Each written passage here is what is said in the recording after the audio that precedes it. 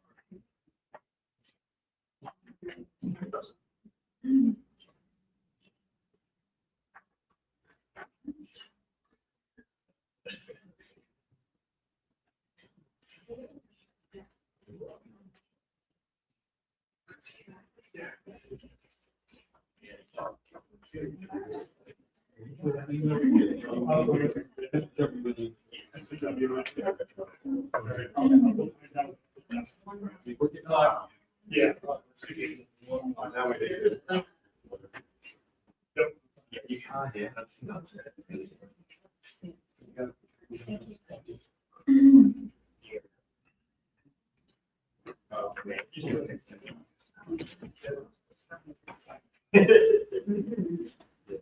Anybody at the car can do that as well. Oh, the thing. What, 20 minutes from now? Nice. So you going down to Bruce Break again? No. Oh, even though you're gone? All right.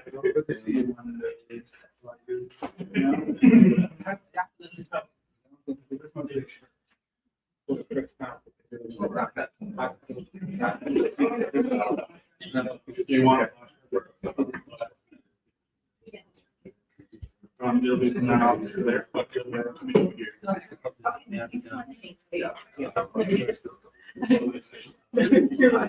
Yeah.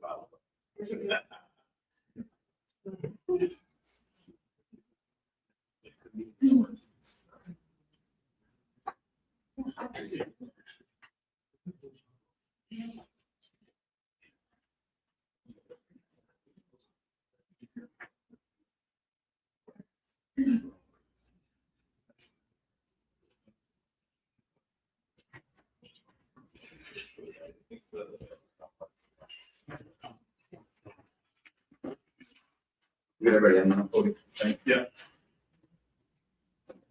Hi. We're gonna get started here.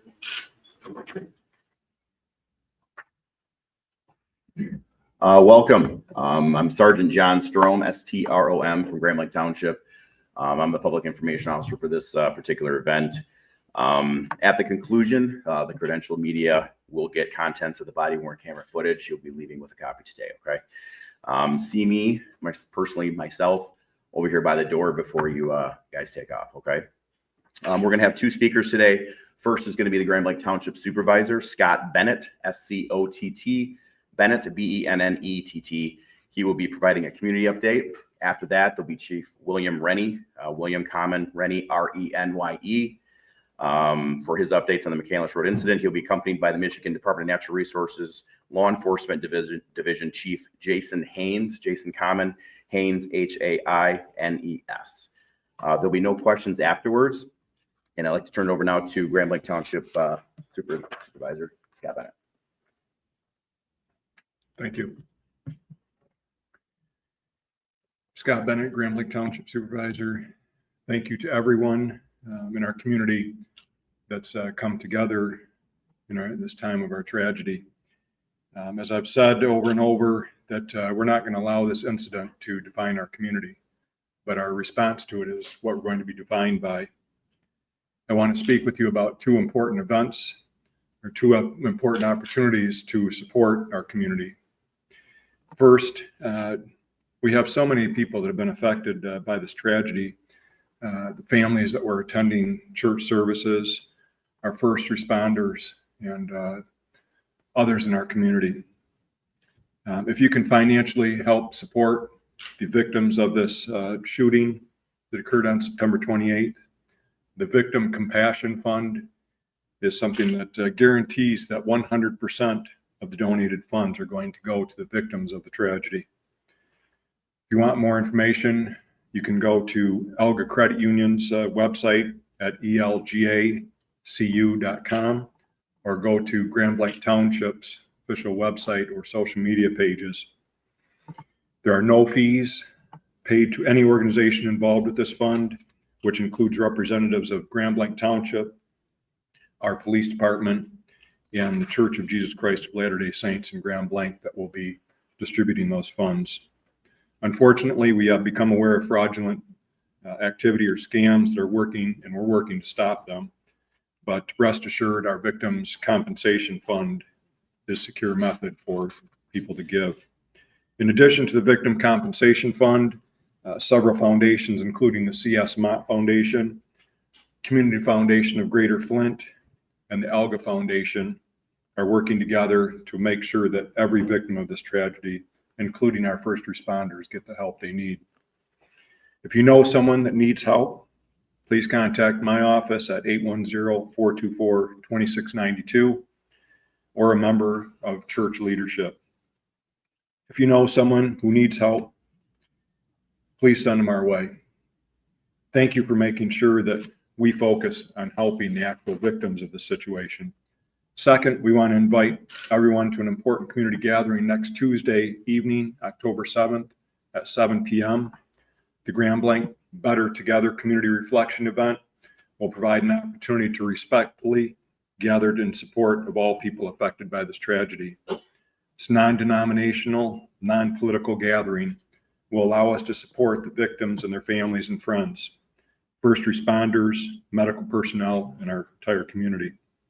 It'll be an evening of healing, remembrance, and support. The event is being organized by our township, the City of Grand Blanc, the Grand Blanc Community Schools, and the Grand Blanc Chamber of Commerce. It'll feature a number of speakers, so please make plans to join us on Tuesday at 7 p.m. Grand Blanc High School Don Batchelor Field. The gates are being opened at 6 p.m. with our program underway at 7. We have shuttles for transportation. Please check out our website for further information. Thanks again for everything that our community has done to support us. And we're coming together and proving in the process that indeed we are Grand Blanc strong. Thank you. And now I'd like to have Chief Rennie join us here.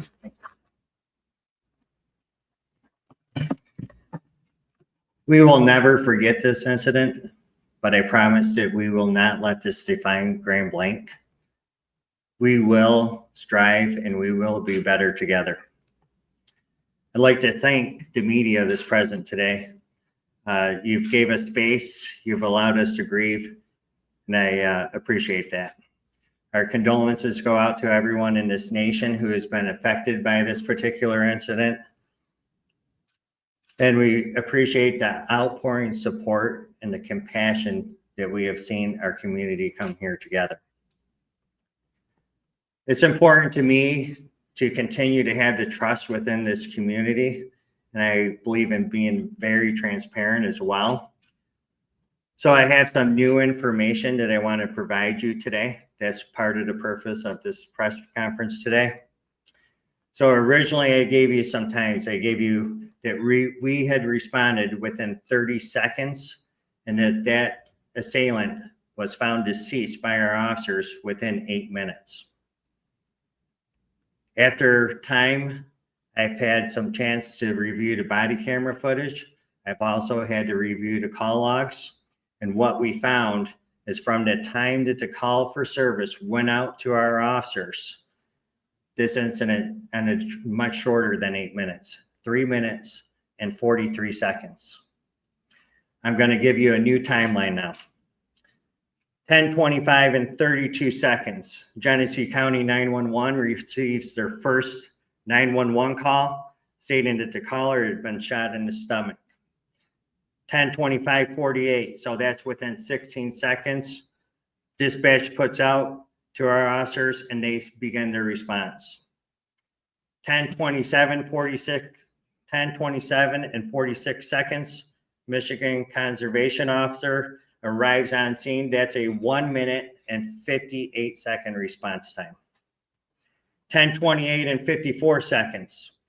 Our Grand Blanc Township officer arrives on scene and exits the vehicle. That's a 3 minute, 6 second response time.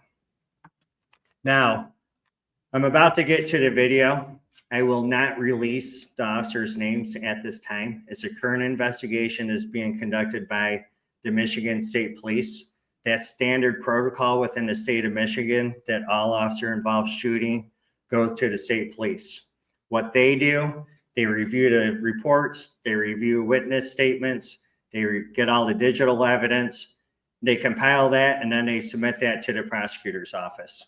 We are not responsible for charging officers. That is completely up to the prosecutor's office.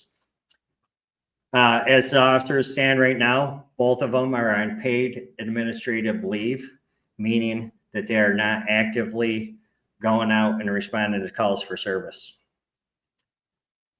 Now, what you're about to see is an unedited version of the events that took place that day. It's a brief 47-second video. It has been shortened down. The reason why it's been shortened down is for the sake of this press conference. What you would see prior to the officer's response is him just responding inside his vehicle.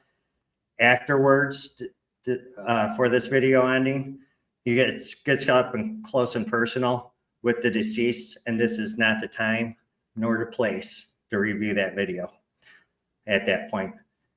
We have to remember people are first, and the assailant also has families that are suffering and victims as well.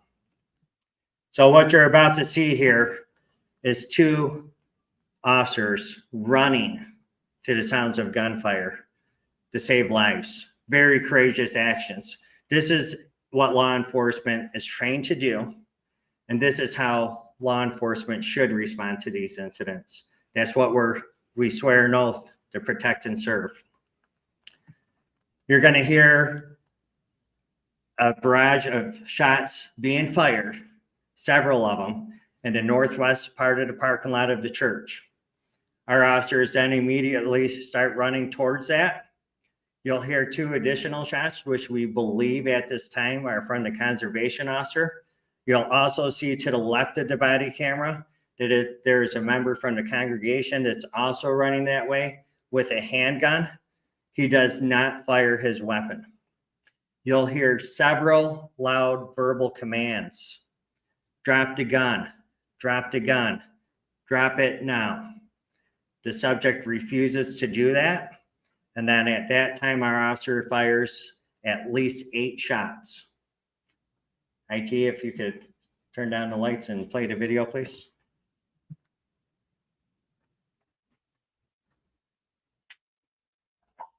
Come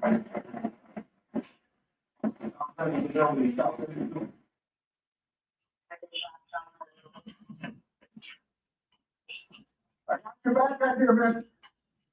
Yeah, stay there. Shoot him. Get back, get back.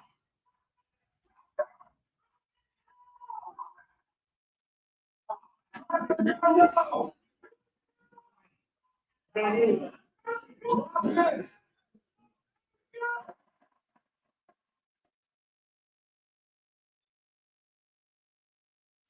You good? Can't see you, you good?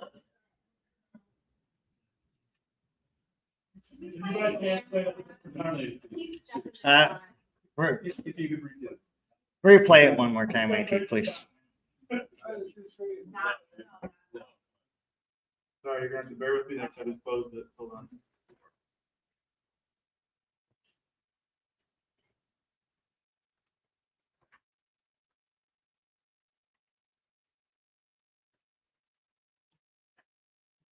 IT, they're going to receive a copy of this afterwards, okay?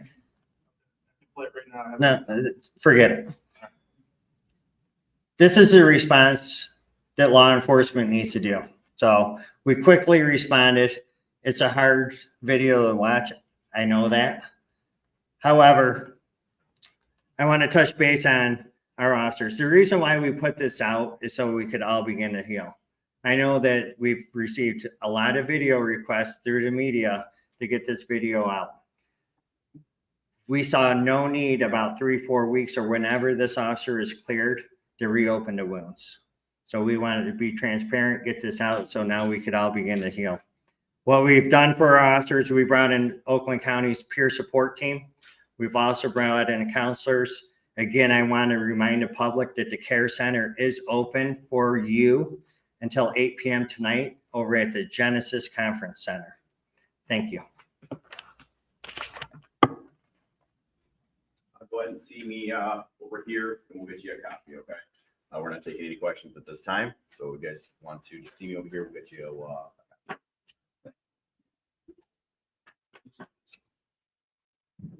I'll be right back.